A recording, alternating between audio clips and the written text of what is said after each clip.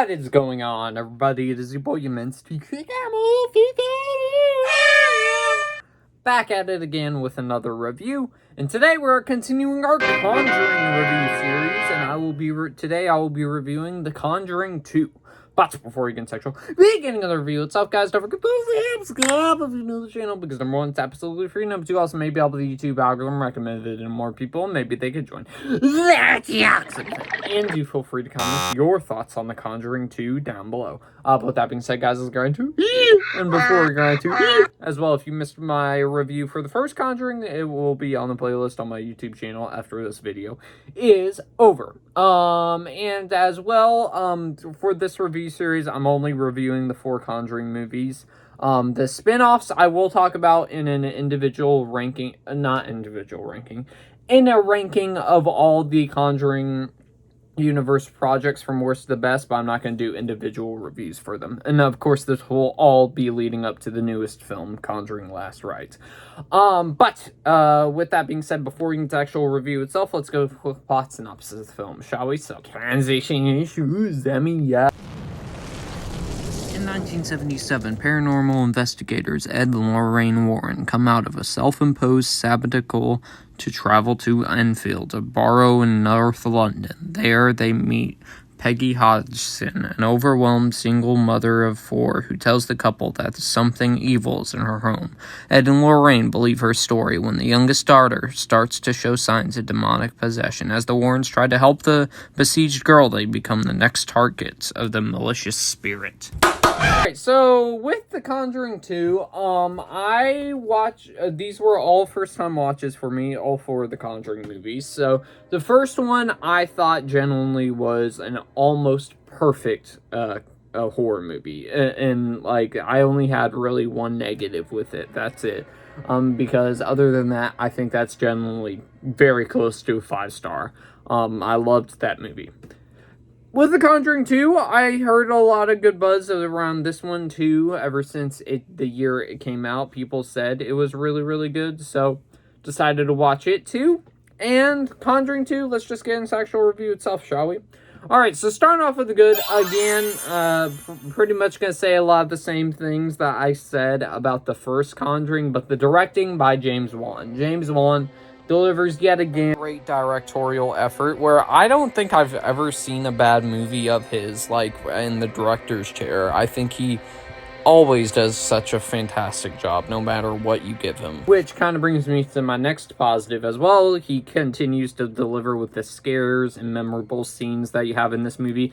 And I think this actually has more memorable scenes than the original movie, which that might be a hot take, but I think, like, the scenes that stand out more are in this one compared to the first film, even though I still think the first film is better, so he did a good job with that. The performances are still great with Patrick Warburton and Vera Farmiga as the Warrens yet again, and they do a great job with the characters too, with their relationship with, like, this family, where it kind of feels a little more important compared to the last movie, even though in its own right that the relationship they have with the family is also very strong in that movie too. But and in this one, you really feel like the connection with the family that they have. The entities, I think, in this one are even better than the first film, which might be a hot take, but I genuinely feel that way. Whether it's the Crooked Man, the Nun, the Old Man, I think all of them are chilling to the bone whenever they're on screen. Still, it kind of shocks me that we never, even though we've got the Nun movies and the Annabelle movies and La Llorona, I'm still surprised that we haven't ever got a Crooked Man movie, because I thought that could be really, really interesting, especially the scenes that you have with that entity in this movie. So, all the entities were great, especially Valak, in here, the nun. The soundtrack, too, is pretty cool. It's very, so the first movie took place early 70s, this takes place late 90s.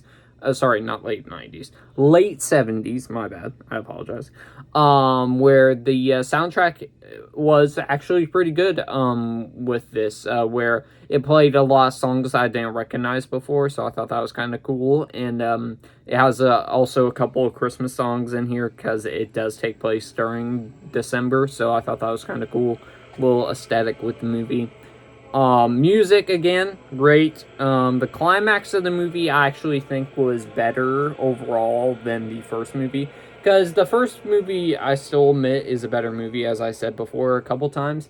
But the one issue I had, if you hadn't seen my review for that, is I did think that the final act of the movie got stretched out a little bit too long. But with this movie right here, I think the climax was stretched out to perfectly good length, where everything felt important in the movie, the main scene at the end of the film. I thought it had a ton of suspenseful moments too, just like the first film. So, yeah, that is my final positive of the movie. Now let's move on to mixed. And the one mixed I have is the family. Because I think I do root for the family more in the first film, which I know this is a weird little mixed category, but with this family, I feel like compared to the other family, they kind of got what was coming to them compared to the other family in the first film, where the entities themselves are already there instead of them bringing them there. Still makes it a little hard to sympathize with them. Now, don't get me wrong as well, still you do root for them as characters, but they, again, as I said before, they kind of had it coming. They're pretty close. Now that is the mix up, now let's move on to bad. And I only have two. Number one, the length. The first movie, I had a good length, I think. I thought it was perfectly stretched out. However, with this one, I thought it was a tad bit too long. It comes in like at 2 hours and 17 minutes or something like that. Where I think it could have got cut down a tiny bit. That might have helped with the movie.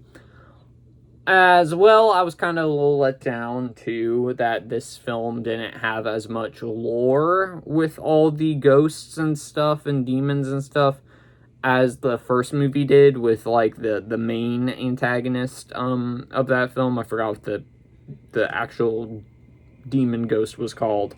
But I liked how it had, like, a little backstory. But with this, with the nun character, you don't really get it until you get the movies, which we'll talk about with the ranking.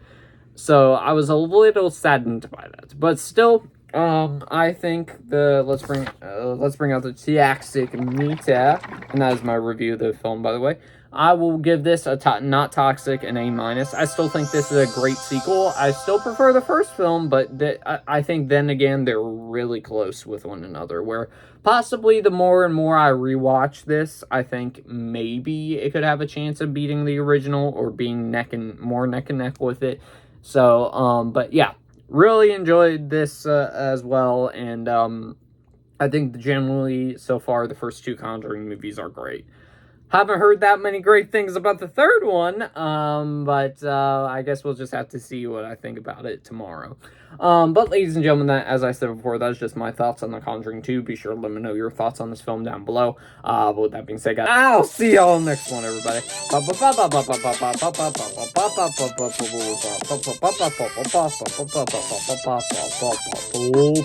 out.